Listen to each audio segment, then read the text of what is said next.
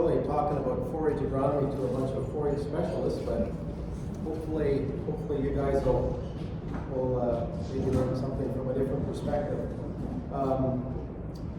I graduated from university a while ago. My boy, I've told a few people this story, he keeps telling me that back when I graduated it wasn't a big deal because there just wasn't that much stuff to know. But he still calls me often enough, so maybe I did learn a few things. So what I want to do is talk to him this morning about forage agronomy.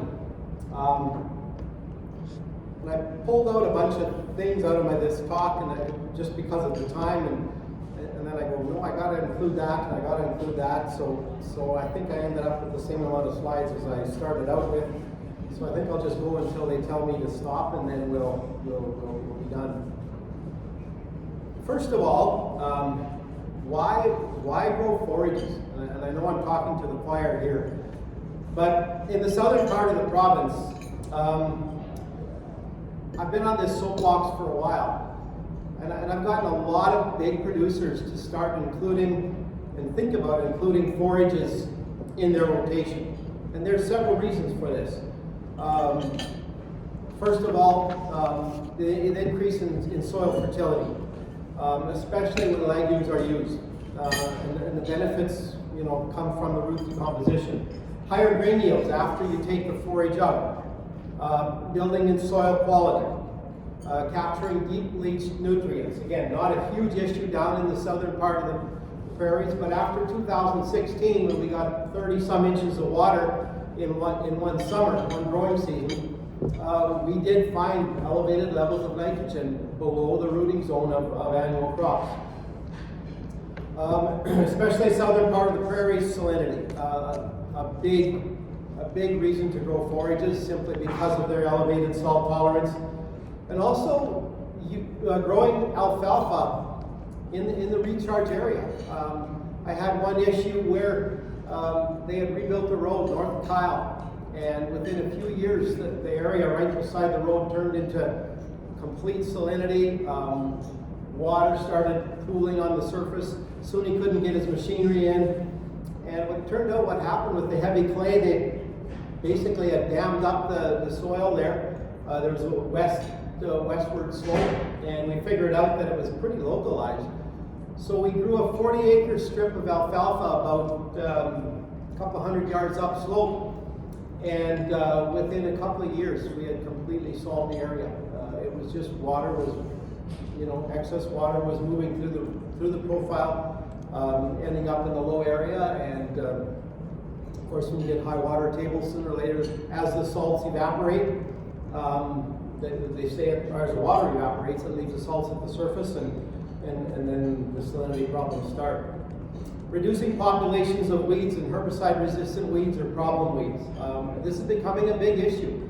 Kochia used to be resistant to group 2 and group 9. Now we're finding group 14 and even some of the other groups, even group 4, we're starting to find resistance to these different groups of herbicides. So it's a big issue, and growing a forage can really clean that up. Breaking pest cycles, Aphanomyces. Of course, most of you know that lentils and pulses have been grown in the Eston region, Elrose region, south of the #1 highway for many, many years. And Aphanomyces is really starting to have an issue with these, with growing these pulses. You grow an Aphanomyces-resistant alfalfa, leave it in for 5, 6, or 7 years, you can have a major impact on that pest. Promoting beneficial soil biological activity, Ibustromium fungi, rhizobacteria, all these little animals really have a high association with forages, and we can really increase that within the soil profile. And then, of course, there's greater and deeper carbon sequestration. It's a known fact that growing perennial forages, we can increase carbon sequestration, increase the storage of carbon, and I don't think that is really getting enough credit. And I'm hoping that the government is going to jump on that bandwagon and really start talking about it, because the amount of carbon that we can take out of the air and put into the soil is actually phenomenal. And then of course it's the economics.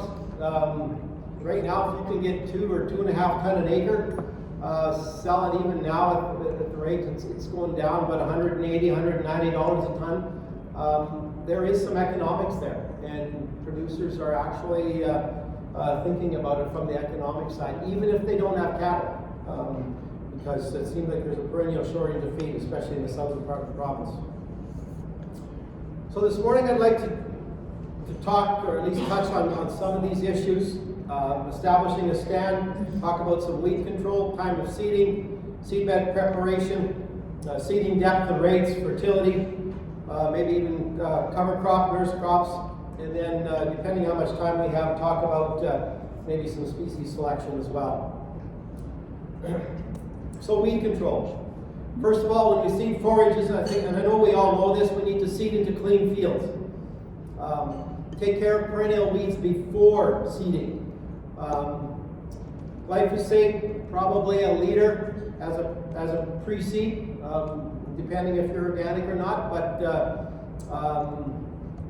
that's usually enough to really get a good clean seed bed. And then we need to watch residual herbicides. For example, Federated or Lontrell. Put that in the year before alfalfa, you're probably going to have some issues with alfalfa that first year. And then of course tillage. Even in this era of zero or minimum till, maybe doing some tillage before you seed, getting a good seed bed is probably not the worst thing, especially if you're going to leave it in forages for a while.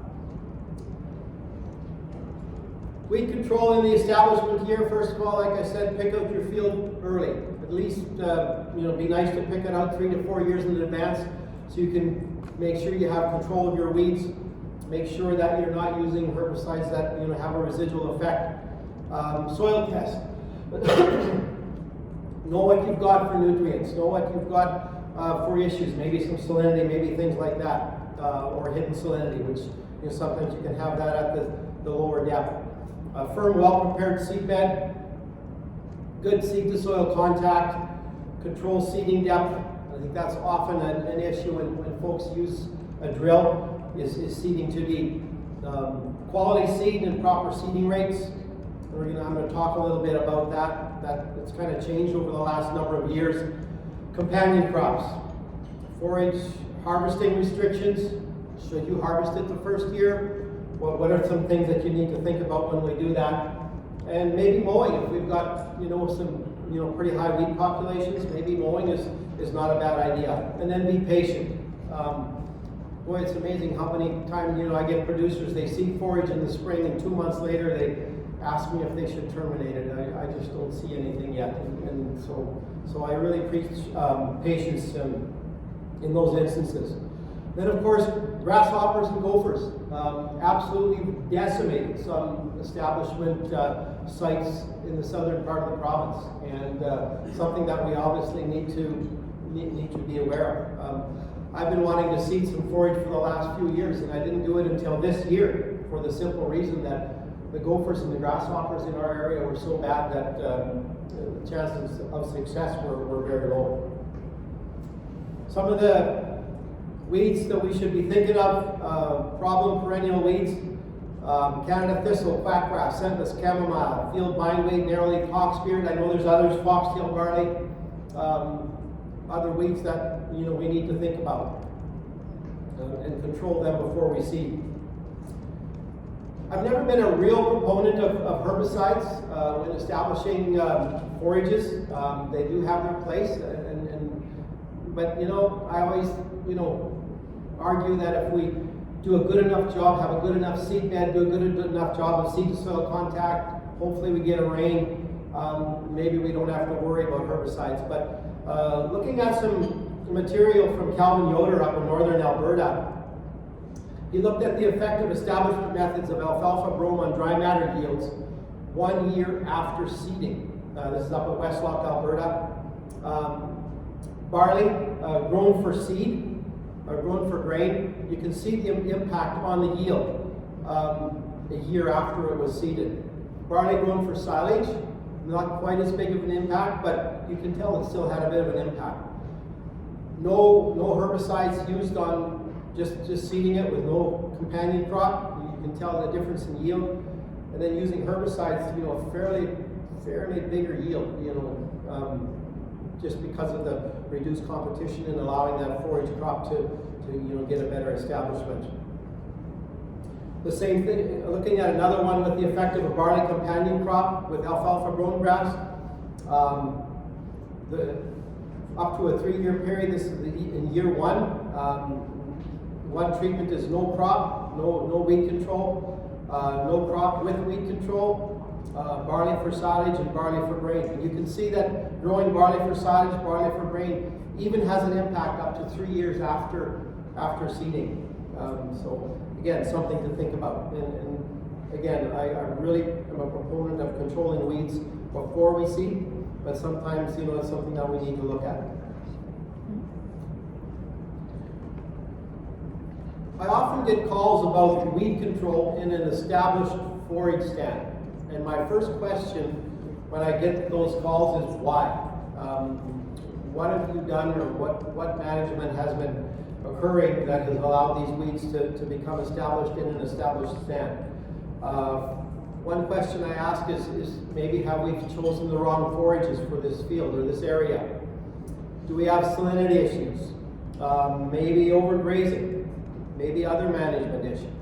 Because yes, we can throw on a herbicide, and I do a whole presentation on herbicides and forages, but if we don't change the management that originally caused these weeds, we're probably going to be right back into it in a year or so. So something that we need to think about. It could be drought, could be flooding, lots of different issues, and of course seed production. If we're doing seed production, we obviously need to have a clean field. Time of seeding, 4 different dates of seeding: mid-April to mid-May, mid-May to the end of June, middle of August to mid-September, fall dormant seeding. And you know what, depending on which area you're from, they all can work. For the south, I really like mid-April to mid-May seeding. However, seeding in early in the spring, if you're seeding legumes, you need to be careful about frost. I got called to a field here a few years ago. He seeded an irrigation quarter, and he said something is wrong with the seed. I got no establishment. So I went out and had a look at it. It was an 80% alfalfa, 20% hybrid brome. The hybrid brome was just beautiful. There was hybrid brome everywhere, but no alfalfa. And so he blamed the seed and whatever. So I found some bags that he had from a year ago when he seeded it. Took them home and did a germination test on the seeds I could get out of the bag. They've been sitting in the Quonset for the whole summer. Every seed germinated. Had absolute 100% germination. So I go, well, that wasn't the issue.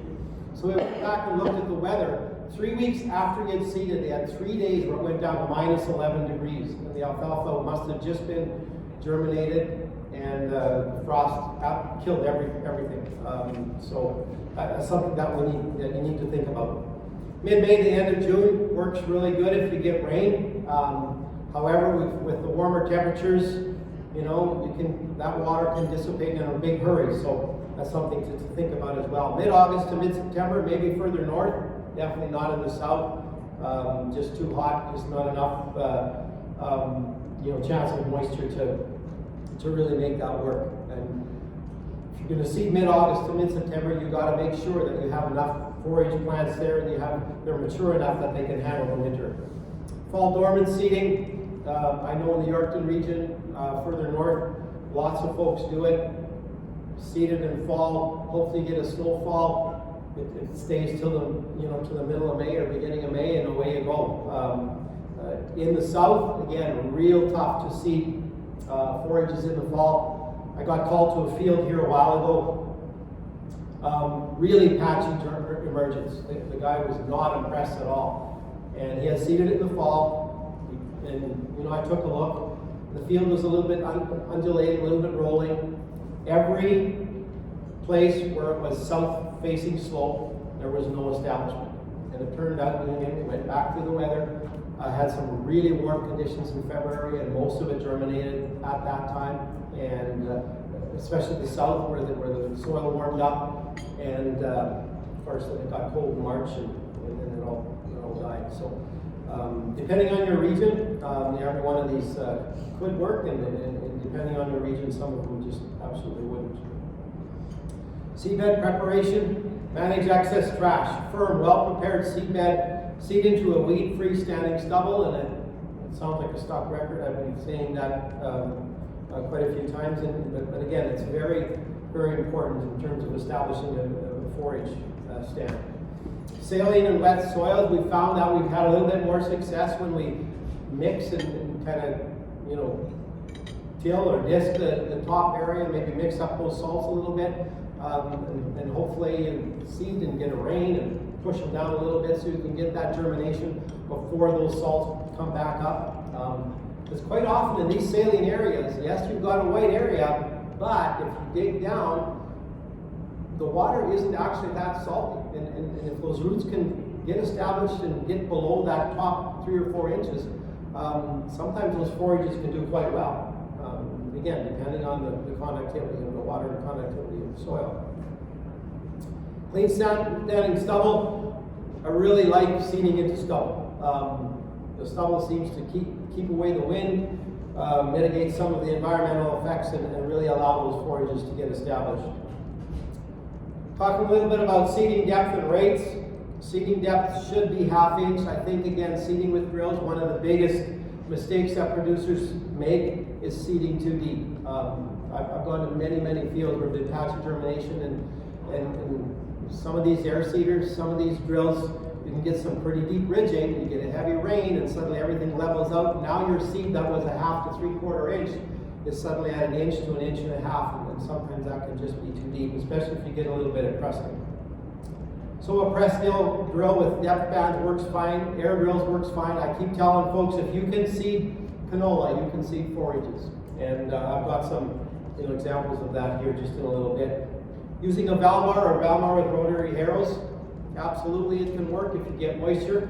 But you have to remember that seeding forages and establishing forages is all about seed to soil contact. And many of the establishment recs that I usually get called out to were often seeded with a Valmar with rotary harrows or just with heavy harrows.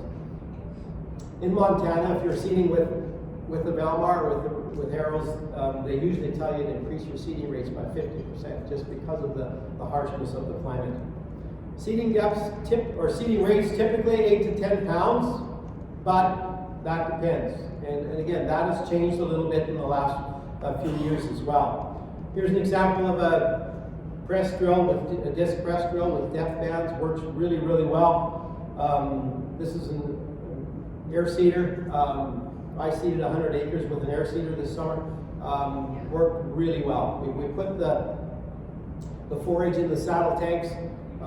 We set it at 11 pounds, and I seeded 100 acres, and we were out by about 20 pounds. So really accurate in terms of making it work. We got a little lucky.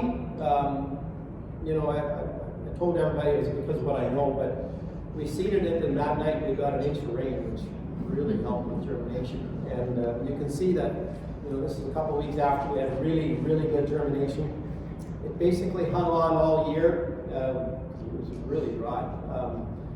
But then we got about 3/4 of an inch of rain in July, and then the very end of July, beginning of August, we got 9 inches of rain, and we ended up cutting 330 bales on 100 acres from crop seeded May 17th. So if you get a little help from Mother Nature, and you can really get lucky. So seeding depth and rates, it depends on the seed size. Generally, I begin by targeting 30 seeds per foot. You can go higher with the smaller the seed size, or higher under moist conditions or with irrigation. I know in our area, a lot of our irrigation, we seed alfalfa at 15 to 18 pounds per acre. You guys go, oh man, that's a lot of seed. And when you think of it, for every pound of alfalfa seed that you're putting out there, you're putting out 5 seeds per foot. So if you're seeding at 15 pounds, you can do the math. That's a lot of seeds per foot. But if you've got the water, you've got the soil, you can definitely make that work. If the seed size is large, you can lower the seed size. If the grass has rhizomatous or strong rhizomatous roots, we can get away with lowering the rate. We did a lot of work with AC Saltlander, which is really strongly rhizomatous. And typically we recommend 10 pounds per acre. However, under good soil conditions, we found at 5 we could get the same yield, right from the beginning. Again, depending on seed to soil contact. Dry conditions, obviously lower. Down in the Mankato region, if I would tell them to seed alfalfa at 6 to 7 pounds per acre, they laugh at me. Down there it's 2, 3, maybe 4, just because of they've got about 3.5 inches of topsoil and it's really, really dry. So just with this table here, just showing you the seeding rate, basically that you need to seed to target that 30 seeds per foot. Crested wheatgrass is almost 6 pounds. Smooth grown grass 9.5. Meadow grown about 14.5. Timothy just over 1.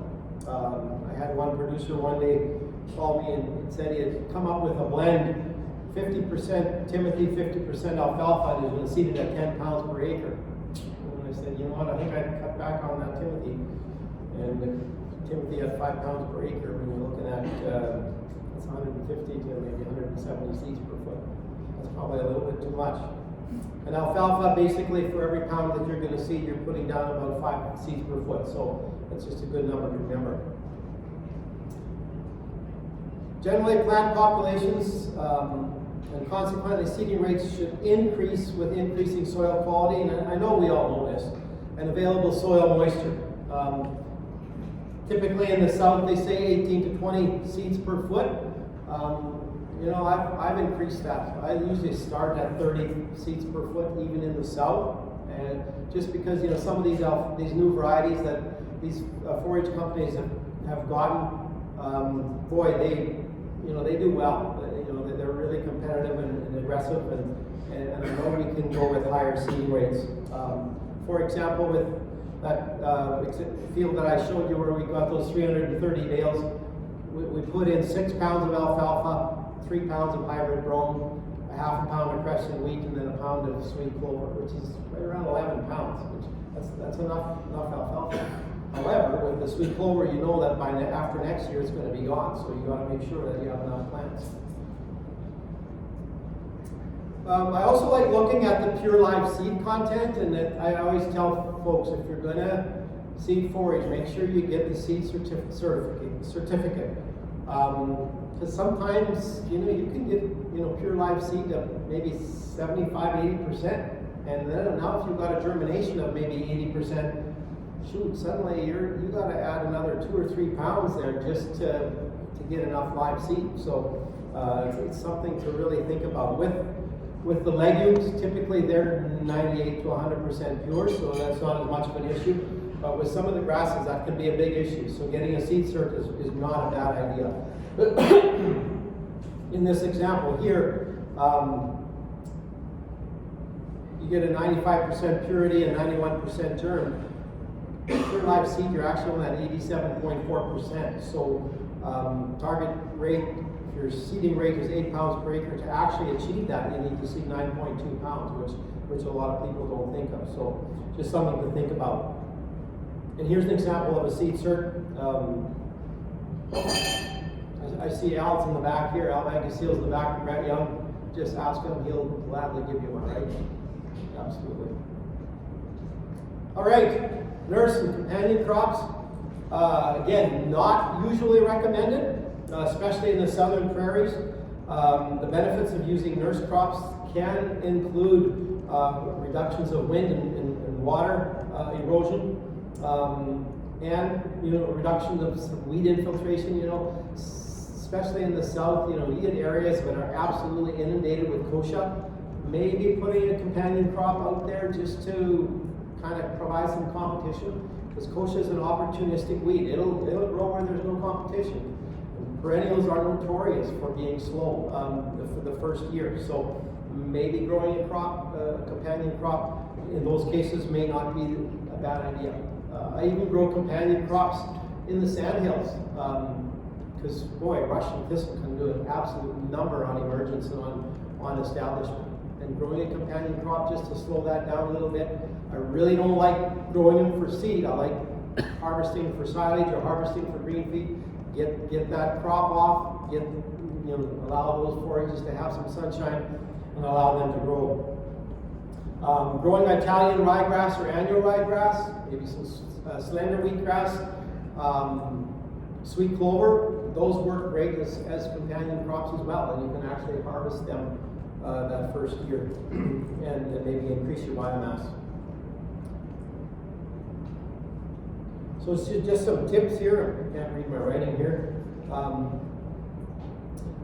Seed the cover crop at about 1/3, maybe half the rate, again, to reduce that competition. Seed your forage seed in a separate pass, maybe at an angle, just to reduce competition, and then seed your forage last, maybe just so you can get a better seed to soil contact and have a nice firm seed bed. Increase your forage seeding rates maybe a little bit, depending on your area. Remove the cover crop as early as possible. I don't like leaving a cover crop, harvesting it for grain, just because you're interfering with light, interfering with resources that forage crop needs to grow. I got one story which actually it worked the other way around. In 2016, I had a producer wanted to grow a forage crop, and so he didn't have nothing to seed it with, so he talked to his neighbor with an air seeder to seed the forage crop. But the neighbor thought, he said, "I'll do it for nothing, but I'm going to grow a lentil crop." That's what back when lentils were 70 cents a pound. I'm going to grow a lentil crop for a cover crop. And he seeded it. Of course, then we got just over 3 feet of rain. And by the time the beginning of August came, that forage crop was almost 4 feet tall. And there's wee little lentils in the bottom there. So it really didn't work at all. So nobody said anything. And then about the 3rd week of August, all of a sudden the guy shows up with his combine and he's going to shave this right to the ground. And of course, the cops got involved and everything else, and I got involved. And I finally told the producer, why don't you we figured out there's maybe 3 bushels of lentils on this field. I said, why don't you just pay the guy the lentils and just be done? And that's what they ended up doing. But that doesn't happen very often, that the cover crop gets drowned out by the forage crop. But in this case, it sure did. So I'm going to talk a little bit about fertility. This is something that I've really spent a lot of time thinking about in the last few years. And I really think this is a big lost opportunity in terms of growing forages on most ranches. I had one producer call me a few years ago. That was when the phosphorus prices were at an all-time high. And he said, "Can you give me a recommendation of the absolute lowest amount of phosphorus that I can put on this field and still do okay?" And typically he was getting 4 to 5 ton an acre on irrigated alfalfa, and he was doing pretty good. So I told him, that's the actual wrong question to ask. Right now, hay prices are at about $300 a ton. I think you should be asking, how much can I put on to absolutely maximize my production? So we put on a good rate of phosphorus with a little bit of sulfur, and he ended up getting just over 8 ton per acre in 2 cuts. And he ended up selling it all for just over $300 a ton. And he said it was one of the best investments that he'd ever made. And I think that thinking really needs to start becoming more popular. So forage crop removal rates. 1 ton of alfalfa removes about 58 pounds of nitrogen, about 14 pounds of phosphorus, 60 pounds of potassium, and 6 pounds of sulfur. Now, if you increase that to 2 ton per acre, now you're looking at 116 pounds of nitrogen. And again, hopefully that alfalfa will, with the nodulation, will make its own nitrogen, and you won't have to worry about that. but it's going to remove about 28 pounds of phos, 120 pounds of K, and 12 pounds of sulfur. That's a lot of nutrients. And if we don't put those nutrients back, sooner or later, we're going to have to pay the piper.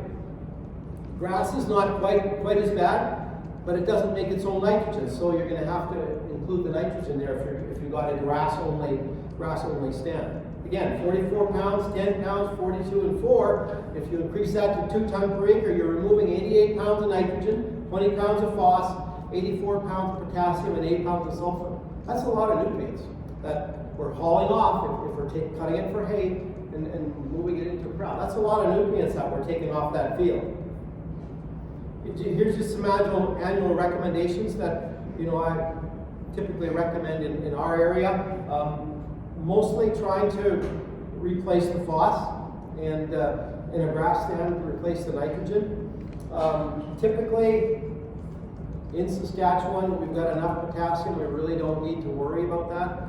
I still think down the road, and I've got an example here that's going to show what happens when we don't put any potassium out there. The problem with alfalfa and with some of our legumes is that they're luxury consumers of potassium. So if we've already got, say, 1,000 or 800 pounds per acre of potassium, we're putting on 100 to 200 pounds. Getting grass contaminated is a real problem. It's a real issue. So that's something that we need to think about.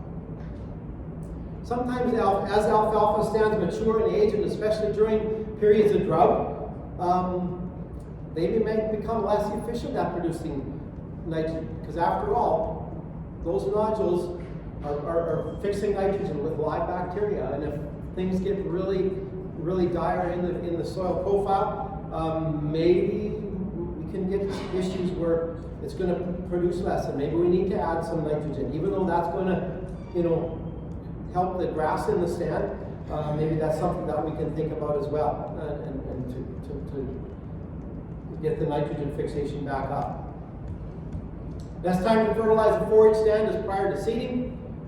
However, we need to remember that no more than 15 pounds of P2O5 if applied with the seed, just because of the burning effects of the seed, or the phosphorus. If it's a grass-dominated stand, consider nitrogen and phosphorus as your major nutrients. Legume-dominated stands, consider phosphorus, potassium, and possibly sulfur as your main nutrients. I want to talk about this field for a bit, and I know many of you have heard me talk about this field before. This is actually the field that we seeded to alfalfa this year, or to alfalfa hybrid Rome this year. It was seeded to grass, it was seeded to alfalfa, alfalfa crested wheat mix. For 48 years we cut hay off of this field. Pretty fertile field, produced pretty well. And then we terminated it in the spring of 2021. We applied 300 pounds of 27-11-6-4 blend, seeded it to oats, received a whopping total of 1.5 inches of precipitation and about 1/3 of a bale that year as a yield. It basically, got nothing out of it. I did some soil sampling that fall, came up with 81 pounds of nitrogen per acre, 12 pounds of phosphorus, 412 pounds of K, 330 pounds of sulfur, and the organic matter was 4.4%. So when I compared this to the adjacent fields in our area, the 81 pounds of nitrogen is basically what we put on in the spring, which just wasn't used up. 12 pounds of phosphorus, about basically what we put on. But the potassium number really caught my attention. In our area, we typically have 800 to 1,000 pounds per acre of available potassium in our soil profile. Here we have 412. So then I started doing the math. Okay, first of all, the organic matter. The organic matter in our area is typically 2.5 to maybe 3. But seeing this at 4.4% shows you what forages can do, what long-term forages can do to the organic matter content and carbon sequestration of a field. So I did some math. In 48 years, assuming 2 tons per acre, and it would have been very close, we removed 4,200 pounds of nitrogen. Hopefully the alfalfa probably made up for most of that. We removed about 5,000 pounds of potassium, 960 pounds of phosphorus, and about 480 pounds of sulfur. That's a lot of nutrients that we removed, and this field was never fertilized, which we've changed the management practices, but it was never fertilized. So you're thinking, well, shoot, how long can we keep going on that? My feeling is talking to Les Henry and to Rigas Karamanos, two soil experts that have worked in the industry for a lot of years. They figured in another 50 years, this field would really show the effects of never replacing potassium if we would keep it in a forage stand and never replace anything. So something to think about. Under a grazing situation, however, it's much different. Work with a ranch near Swift Current, and they have several pivots which they grow green feed on every year. But he kept telling me, he says, there's got to be another way to increase the production on these irrigation corridors. We spend all this money, but growing green feed, we've got a crop on here for about 60, 70 days, and that's it. Otherwise, it stays idle all year. So I got him to underseed these quarters, a couple of these quarters, with some Italian ryegrass. We seeded it at 7 pounds per acre. When we seeded in this case it was a PO mixture. Harvested the crop at about 70 days, beginning of August.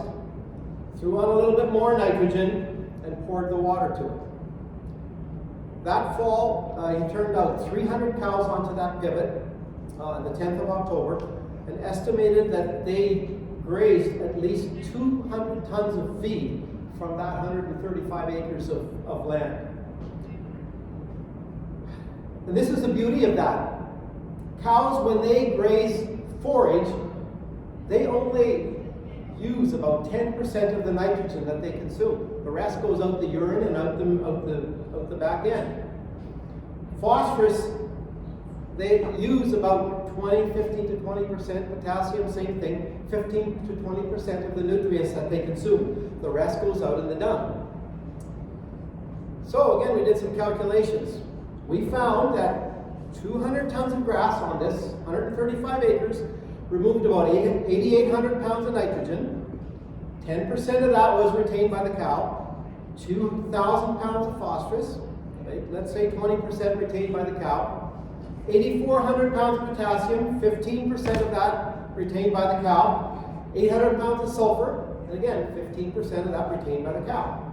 So growing that crop after the green feed, we recycled about 7,920 pounds of nitrogen, 1,600 pounds of phos, 7,140 pounds of potassium, and 680 pounds of sulfur, which really explains why native prairie and whatever can be sustainable and can keep going year after year without many inputs. Solid manures like cattle manure are slow-release sources of nutrient. Incorporation is often not possible, especially on forage fields, so surface placement further slows nutrient release, reducing nutrient recovery. In-field feeding can be a much more effective approach to nutrient recycling, and I know producers and ranchers know this. If you think about a 1,400 pound bale, typically it'll contain about 30 pounds of nitrogen, about 5 pounds of phosphorus, about 25 pounds of K2O, and about 3 pounds of sulfur. Now if you feed these bales out in the field and move your bales around, again, thinking about the nitrogen, only about 10% of the nitrogen that cattle consume is retained, 20% of the phosphorus, 20% of the K, 20% of the sulfur. Now if you're feeding this out in your field, that's where the nutrients are staying. And again, recycling can really save some costs and increase your production. Removal of all above ground material with haying over time removes lots of nutrients. Without replenishment with fertilizer or manure, forage production can decline due to lack of fertility. And this affects soil nutrient supply even to the following crop. And so whenever we grow a forage crop, I think we really need to look at some long-term and short-term fertility considerations. Some forage fertilization guidelines. If you've got less than 25% alfalfa, I'd probably manage it as a pure grass stand, and basically nitrogen, phosphorus, and again, depending on where you're at, if you're up in the northwest part of the province, you probably would be adding some potassium as well. If you're 75% or more alfalfa, I'd probably manage that as an alfalfa stand. Very little nitrogen. And then in between, of course, maybe applying some phosphorus, again, depending on how well the alfalfa is done. I've managed fields that are 50-60% alfalfa, with the alfalfa really growing well, never add nitrogen. And yields are just phenomenal. So again, depending on where you're at. Here's an example. Just go over that. How much time do I have left? None. Sorry? I think we're out of time. We're out of time? Yeah, we are. So if we can just wrap up and take a few questions. I'll wrap up with these two slides, Okay. and I knew I was going to run out of time. So choosing the right forage blend to maximize productivity. Again, depending on what your geographic region is, are you in the brown soil zone, dark brown, black, gray? Are you in the foothills of Alberta? A much different climatic zone. How much precipitation do you use, or do you get? Agronomic factors, sandy, loam, or clay. You have salinity. Salinity is a huge issue, and I really want to talk a little bit about salinity here. But your topography, flooding, drought, irrigation. Like I said, in irrigation, we often will increase alfalfa seeding rates to 15, 18 pounds, even 20 pounds, depending on how intensive the producer wants to manage. What is the preferred use of the field? Hay, pasture, or mixed? How many cuts do you want to take? And then talk to the producer. What has he had success with? And I talk to lots of young agronomists who really want to show these producers how much they know and want to really help these producers. And I often tell these guys, just listen. These guys have farmed this land for a lot of years. Big businessmen, they know what they're doing. Maybe ask some questions. I think I'm just going to skip over a few. I got to talk 2 slides about salinity. Sorry. Salinity is a big issue. South of the #1 highway, even north.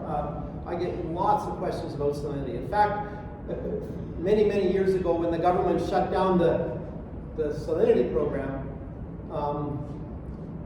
shortly after I got called to a big meeting in close to Lethbridge, Alberta, talking about salinity. Of course, I was talking about salinity and forages. It hit the news and whatever, and I got a big call from some bosses. They said, "What are you doing talking about salinity? We shut the program down." And I said, "Well, you didn't shut the forage program down, and 1/3 or more of all forages get seeded into saline or marginal acre land, and this is what I was talking about." And so they didn't have an answer for that. But real quickly, 0 to 2 decisiemens per meter. You basically have land that is non-saline. You really have no cropping restrictions. You can pretty well grow everything you want. 2 to 4 decisiemens per meter. Now this is slightly saline. This is not that salty. However, you're already going to have issues growing peas, lentils, beans, and maybe even some cereals, depending on the year. 4 to 8 decisiemens per meter. This is moderately saline. It's probably only going to be white a portion of the year, depending on how many, what the evapotranspiration rate is. If you've got land that's this salty, you're going to be limited to growing barley, canola, and forages. And even some forages probably won't work. And if it's saltier than that, I know you guys have heard this one before. Les Henry used to always use this. He said, if you've got land that's saltier than that, it's white most of the time, wait till winter time to get lots of snow and then sell it. But if you've got land that's this salty, you're going to be growing grasses, probably AC saltland or green wheatgrass, probably center wheatgrass, probably smooth brome, maybe tall fescue, maybe tall wheatgrass. But those are going to be that's what you're going to be growing.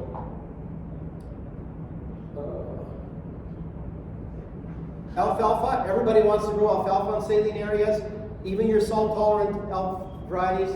they're maybe 10% more salt tolerant. Some of them are actually have a little bit lower yield. So if you can't grow barley, you're probably going to have real difficulties growing alfalfa. I still like to include a little bit of alfalfa in these saline areas just because it can be really variable. And if you can get an alfalfa plant with roots going down 6 or 7 feet and using up water, I'll take that all day. But I think I'll shut it down there. Keep your blend simple. You don't need 15 or 20 species of grass on a saline area just because there's probably only 3 or 4 that are going to grow well anyway. Make sure that your dominant grass is a rhizomatous species because that can really be forgiving in terms of if you don't get great emergence. I've got couple pictures. This picture I've got to show we seeded 16 different species of grass in an absolute foxtail infested, severely saline area. And this is basically what it looked like. It wasn't a fair fight because we took care of the foxtail barley, but it just grew back like crazy. But it was the rhizomatous species in these little plots, AC Saltlander and Smooth Boom right beside it, that eventually outcompeted the foxtail barley, and we ended up with pure stands. The other grasses, the tall wheatgrass, the slender wheatgrass, the bunch grasses, just could not compete against the foxtail barley. I'm going to end it there. Do you have time for questions or one? Yeah, take a couple. You know what? I'll have to get to her presentation loaded.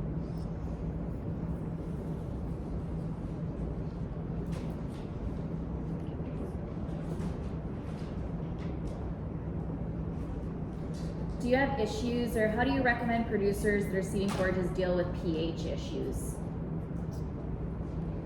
pH issues, add lime. You're probably going to have real difficulties with alfalfa.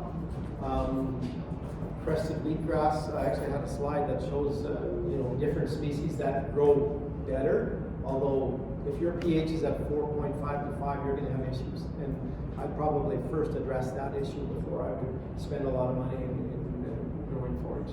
I do a lot of work up at the Vanderhoof area, lots of really low pH. And basically, they can't keep alfalfa in the stand unless they address those issues. So, yeah. One other thing I was going to mention real quick is, and I know it was already talked about, is programs. There's really good programs in this province. Use those programs to help with establishment costs with the provincial province. Sustainable cap program, Ducks Unlimited, off cap. There's lots of programs, and you as agronomists, if you're talking to producers, make sure they take advantage of those because that can be a windfall. If you're using slender wheatgrass or annual ryegrass as a cover crop, what rate would you recommend? Typically, when we're using them as a cover crop, I'll go 5 to 7 pounds. Yeah. Sweet clover, even a pound, and it's great. Row spacings. A lot of these guardrails are going wider and wider all the time. So, what are you recommending? Well, years ago they recommended 3 feet, but they really narrowed that up just because of erosion issues, especially in the south, even though the yields were up there. I don't really worry too much about row spacing. Typically, the air seeder we were using had 10-inch row spacing, worked really good. I like a foot when seeding forages, but I've had lots of guys go 6-inch row spacings as well. You see more, the wider you go, more wheat competition in there. Wider you go, the more weed issues you can have. Yes, absolutely. Because it's all about using up that space, and it's all about sunlight. And if there's a big area where there's nothing growing, you're going to find kochia, you're going to find foxtail barley growing there. Yeah.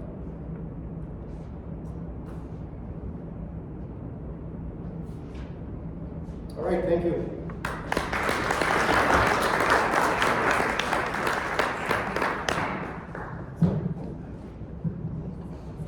Thank you. Okay, we're going to let our next presenter get set up here.